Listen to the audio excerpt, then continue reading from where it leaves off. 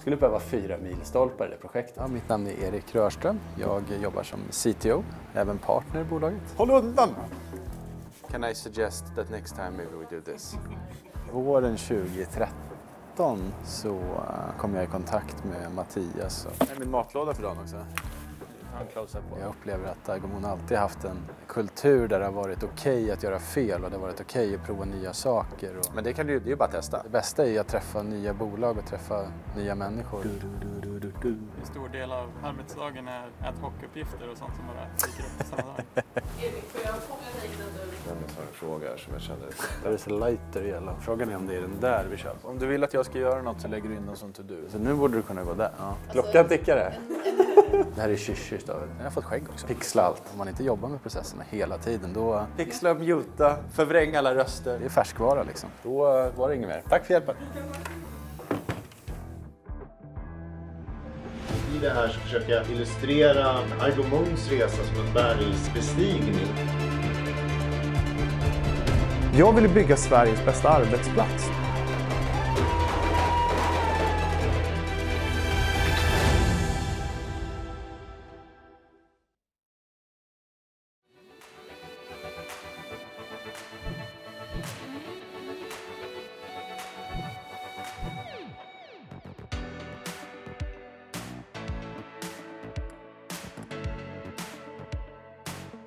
Plockar upp allt viktigt jag har att säga nu. Ja, bra. Frank, I like you being part of everything I do. So if you can keep Frank like in the bottom left corner of the screen at all times. That's developer on developer.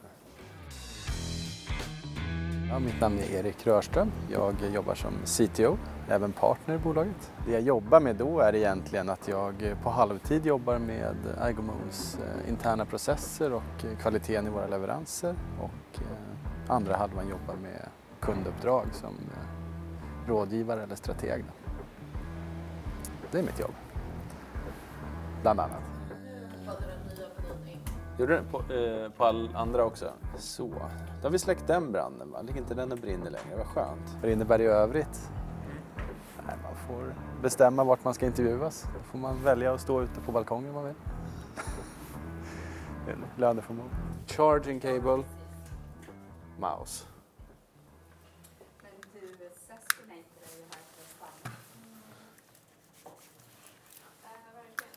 Can I suggest that next time maybe we do this? Yes? Thank you for listening. Det var alltså hösten... Nej, det var det inte. Det var våren 2013 så kom jag i kontakt med Mattias och Jonas då, som var på Agomon tidigare. Och sen så började jag, under sommaren så började jag en praktikperiod hos Agomon. Och sen hösten 2013 så blev jag anställd. Och den vägen är det.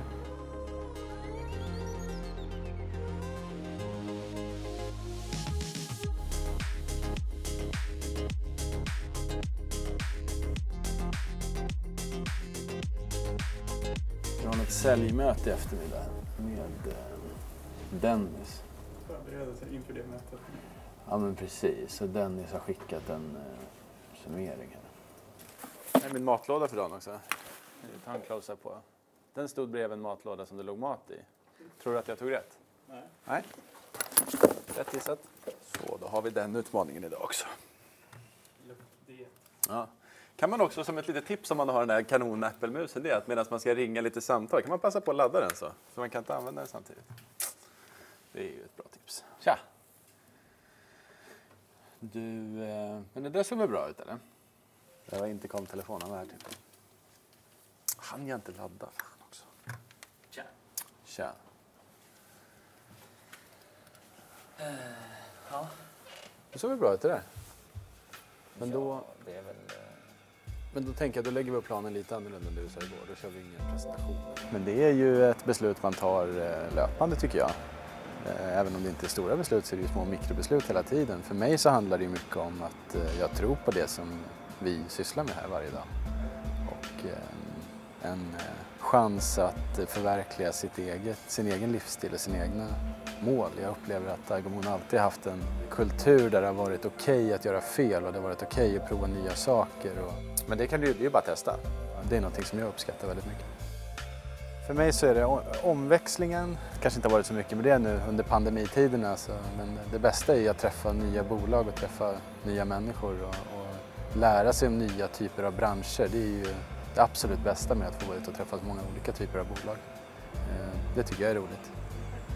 Ny teknik är alltid kul. Andres, vilket GTM-konto är det som ska vara kopplat? Då är den ändå där. Har du det på den? Sorry. Vad sa du att du sa?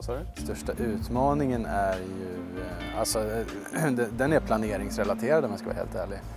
För det är ju, när man jobbar med kunduppdrag och sånt så är det hela tiden saker som dyker upp och allting är ofta väldigt bråttom. Ja just det, precis. Men är det en grön eller en röd prick där? Ja precis, så att om du trycker på den. Det gör ju att saker som är viktiga på längre sikt ofta blir nerprioriterade. Så att hitta en struktur i mitt eget arbete så att jag hinner med båda, det är det absolut svåraste.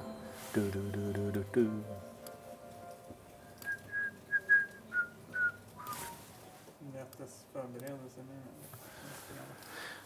Nej, nu håller vi på att jobba med onsdag, torsdag förmiddagar så jobbar jag med våra interna processer. Så nu så sitter jag och gör en instruktion för hur man levererar våran Discovery Workshop.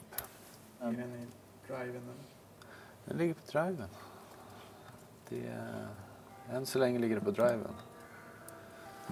Sen så kommer den ligga i en e-post nära dig. Och det är olika text, ser du? En stor del av arbetsdagen är ad hoc-uppgifter och sånt som bara dyker upp på samma dag. Ja, det beror på vilken dag det är. Men det är ju olika, absolut. Erik, får jag fråga dig innan du... Ja. Dennis har en fråga här som jag känner landar lite på. Aha. There is a lighter yellow. För jag har ju en to-do med er båda. There's an even lighter than that one. Ja. Frågan är om det är den där vi kör. Om du vill att jag ska göra något så lägger du in den som to-do. Håll undan! Skulle behöva 4 milstolpar i det projektet. Jag tycker att den borde, så nu borde du kunna gå där. Ja. Det här är on the spot. Klockan tickar här. Det är inte meningen att avbryta, men lite var det. Fast jag står för det. Det är säkert 20% av min tid läggs på ad hoc-uppgifter eller att jag tittar över axeln på någon. Absolut. Där. Och då ligger ju hälften av det kanske där. Det här är kysch då. Pixla allt och hälften där. Pixla, muta, förvränga alla röster. Sounds like a plan, va? Så, då var det inget mer. Tack för hjälpen. Ja, det har hänt ganska mycket på 8 år sedan. Nu behöver vi inte städa kontoret själva, till exempel. Back in the day så hade vi städfredagar när vi svabbade golvet. Den största förändringen som faktiskt har hänt, eller som man liksom känner av, tror jag är kopplat till det jag precis pratade om, med att inledningsvis och så som vi har jobbat i väldigt många år så handlar det ju mycket om att lösa problem som dyker upp, och det handlar inte så mycket om att planera framåt och ha en horisont på att okej, det här problemet har vi stött på nu ett par gånger, ska vi inte hitta en lite mer långsiktig lösning som löser det problemet en gång för alla. Att det har blivit en organisation där det finns utrymme att jobba på den typen av saker som skapar lite mer långsiktigt värde. Det är nog den största skillnaden. Efter att man har gjort de här 2 övningarna och så gör man nuläget och så lägger man in ambitionen och sen utifrån det så pluttar det ju ut då fokusområden och KPI:er att följa. Och sen kommer den här då, där man liksom positionerar ut vad det är vi idag med allting liksom. Känner du att det har påverkat jobbet ni gör med kunderna också? Att ni tänker mer långsiktigt med dem? Ja, absolut. Alltså det är ju att tänka så är ju enda sättet att utveckla liksom erbjudandet och kvaliteten på leveranserna mot kunder också. Om vi inte gör likadant alla på Argomon till exempel så går det inte att säga att vi håller en viss kvalitet, utan då är det ju individuella prestationer som spelar roll, och det är ju inte ett långsiktigt hållbart sätt att arbeta. Absolut. Det är ju den här processen. Ja, där har vi liksom inget fast, vi har ju inget paket för det, vi har ju ingen process som vi kan säga så här. Varje gång man levererar en process så har man ju lärt sig att hälften av processen är dålig och då måste man ju uppdatera den, annars så kommer man köra en gång till och då kommer 75% vara dåligt, till slut är allt dåligt. Jag tycker antingen så får vi uppfinna det eller så får det där bli ett estimat. Om man inte jobbar med processerna hela tiden då det är färskvara liksom. Och medan Åsa fixar det, Saskia och Andres, så kan ni fundera på vad kostar det? Hur många timmar är det? Jag har fått skägg också. Vad var det? Vad skulle det vara? Någonting som kanske är oväntat. Typ ett partytrick eller vadå? Typ att jag kan hänga en tesked på näsan, är det en fun fact eller? Det är kanske lite för standard. Alltså, nej. Kan det vara... Alltså jag har spenderat väldigt mycket tid ända sedan barnsben ända till nu med att laga mat. Det är inte nödvändigtvis för att jag gör avancerade saker, det är bara att allting jag gör tar väldigt lång tid. Om jag ska koka makaroner så måste det göras enligt någon viss process som jag har fått för mig som gör att det blir marginellt bättre.